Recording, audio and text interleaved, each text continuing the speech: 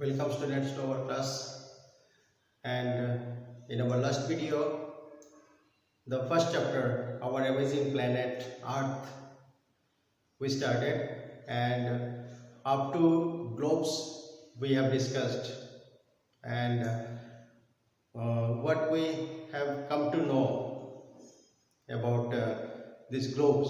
So globe is the exact representation of Earth and where we find the continents and the water bodies, that means the oceans we can see, but not all the information we get from the globe. So the information is very limited there. Clear? So globe is the exact representation of Earth. Now today we will start maps. So what are maps? Maps are drawings. So these are the drawings what we draw or what people draw, or representation of a part or whole of the earth. So maps are the drawings of the representation of a part or whole of the earth. That means the whole earth also can be shown on a map, and a part of it also can be shown. So this is the drawing of the earth or a part of the earth. Maps represent information and characteristics about the world. So about the world, if we make a small part, we can make, and the maps can give the specific details of the earth. That means if we make a part, so here we can see the mountains, plains, then rivers, roads, and other relief features. That means the landforms, highland, lowland. So everything we can find on maps only. So it is through maps that we can identify the location. So the location also, if we want to find a location, we need to take the help of maps, and also get an idea of the distance between places. Now suppose from Silchar to Guwahati, what is the distance? If we see the map, we can understand, yes, what is the distance between Silchar and Guwahati. So that way we can understand, or we can find the location also. Where is the location? Suppose where is Chennai, where is Kolkata, where is the other states. So everything we can find in maps only. So map is very useful. Now what are the types of maps? So there are various types of maps, and which represents various features. That means some of the maps show boundaries of countries. Some maps are there which shows the boundaries of the countries or states also. Suppose the Indian map is there. How much area is Assam, how much area is West Bengal. So the state's boundary we can see. Then the country's boundary, India, then other countries. So that country's boundary also we can see on the map. And important cities also. So these are called political maps, where we find the boundaries of states, countries, and the important cities where we find it is called the political map. And the map showing only the relief features, that means the landforms, highland, lowland, that means the mountains, rivers, plateaus. So these are called physical maps, where we find the mountains, rivers, plateaus, these things. Weather map is also there. Weather, we can see the weather report. That means in which region, or in which state, or in which area, what is the weather. That also weather maps are there. So weather maps are used by, it is called meteorologist, that means those who use these maps, that means weather maps. who study the weather conditions for the forecast. That means before, suppose tomorrow it will be raining or it will be shining day. So for that, these people, they use weather maps, and to locate the route, that means in which way we have to go, that route also, weather route, and the places also. Next comes the builders or the city planners. What kind of map they use?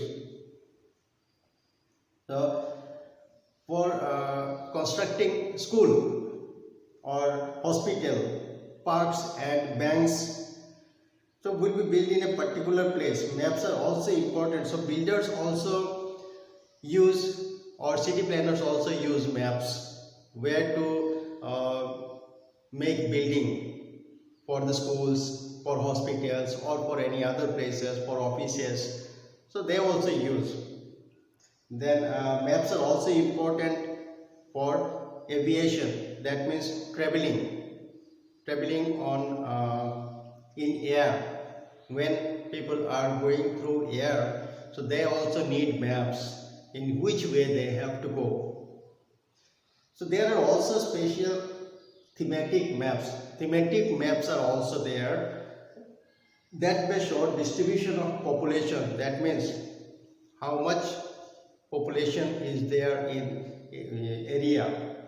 Then transport, natural resources, soil, then forest, density of rainfall, how much rainfall is there in which place, etc. So these things are called, these things where we find it is called thematic map. And a book is also there where we find all the types of maps, and this book is called Atlas. Remember this book is called Atlas, where we find all the types of maps. Now, what are the elements we find in a map? That means what are the things we find in a map? So a map consists of lines drawn across it. That means on the map we find lines, many lines we find, and this is called the grid. I think you might know that the Earth's grid is there. That means these are the imaginary lines for understanding location. So these grids are also there in the map. And the lines of latitude and longitude. Latitude means this line, parallel lines, and this is the vertical line. These are called latitudes. These are called latitudes, and these are called longitudes. So these lines help us to locate a place. Then scale also we find. That means suppose we will discuss later. Scale also we will find. Then symbols and directions. So these things we find in a map. These are the elements of map. And a scale representing the distance is seen at the base of any map, and the scale we find at the down of the map. Now let us find out why these elements are present on a map. Now on a map, why these things are there, these grids, then scale, symbols, why these things are there. First, color. If you look at a physical map, if we see a physical map, the first thing that you can identify are the colors. So in the physical map, we find first the color. Seeing the color, we can identify what thing it is there, what thing it is representing. So the color is very important in physical map, that represents the different features of the art. What are the features? Plains and lowlands we can understand by seeing the color. Then it will be shown in green color. Then high mountains are shown in dark brown. If it is dark brown color, then we have to understand that yes, it is high mountains. Then lower mountains and hills are shown at light brown. So light brown color is for low mountain, or lower mountain and for hills. Then also we find deep waters are shown in dark shades of blue. If we see the dark shades of blue, we have to understand that here it is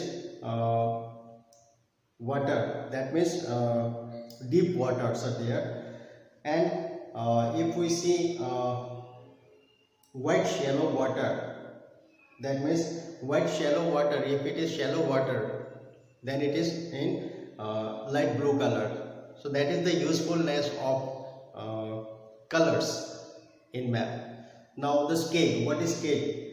Since the map is a miniature representation of Earth, so it is on a paper only, so it is the mini, it is called the mini representation of Earth. It is not possible to show the exact distance between two places, so it is very small compared to our Earth, so it is not possible to show the distance from one place to another. So that is why how it is shown.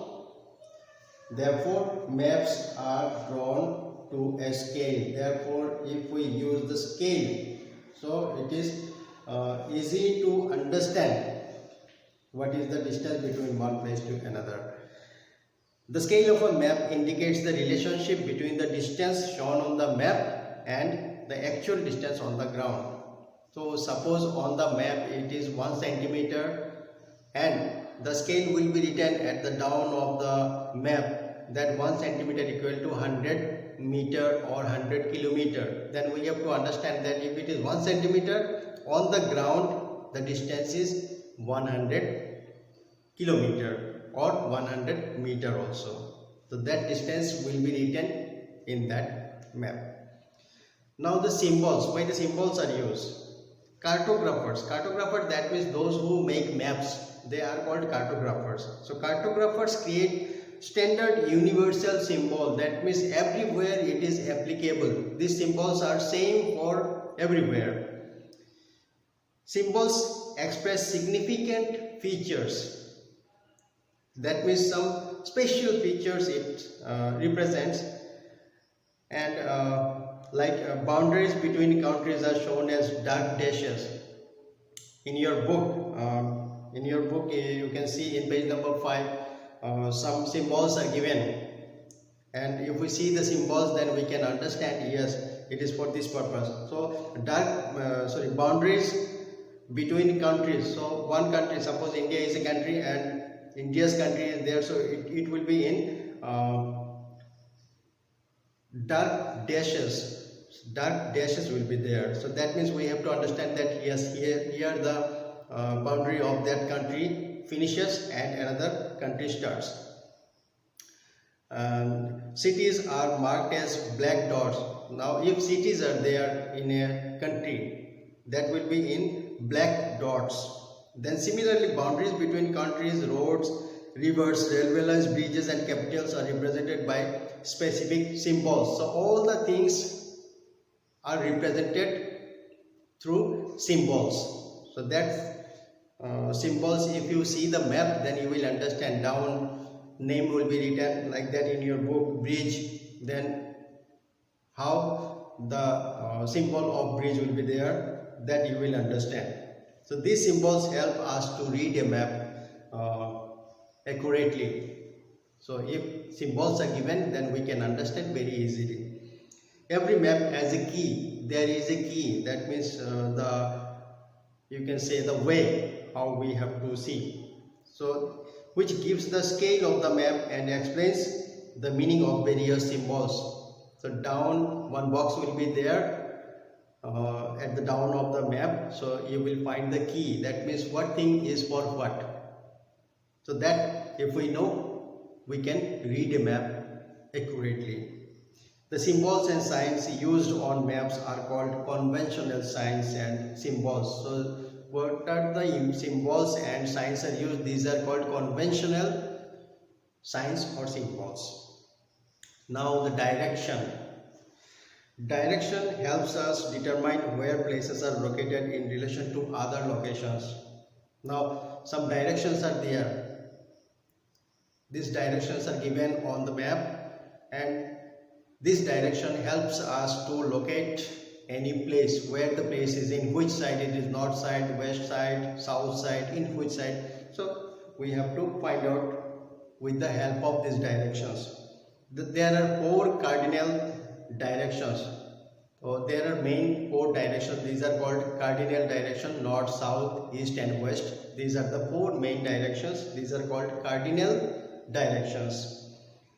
The arrow is a universal symbol for direction. Universal symbol, that means it is applicable everywhere. That one arrow will be there and the arrow will be marked like this. The arrow is given and it is like this. That means what? This arrow always points to the north. That means the upside is the north of the map. So north is marked by drawing the arrow at the top of a map. At the top of a map you will find one arrow and that is showing the north. On the opposite side, that means it is the south. On the left side it will be west and the right side it will be east. So that is the main 4 directions. If we know this main 4 directions, then easily we can understand the other directions. To make map reading more accurate, there are 4 more directions. So these main 4 directions are there. With that, 4 more directions are also there, and these are called intermediate directions. These other 4 directions, except this north, south, west and east, other 4 directions, these are called intermediate directions. They are the direction between north and west. So if the direction is between north and west side, so this will be written northwest. The direction between north and east, it is northeast. The direction between south and east, it is southeast, and the direction between south and west, it is southwest. So these are other 4 directions. That means in between. Suppose we are in the northeast, that means we are upside, and east side, that means northeast side. So like that, many other locations are there that we can use these intermediate directions. So students, this is all about our chapter Our Amazing Planet Earth. Students, you read the chapter line by line, so you will understand better, and watch the video again and again, so the doubts will be clear. Okay, thank you.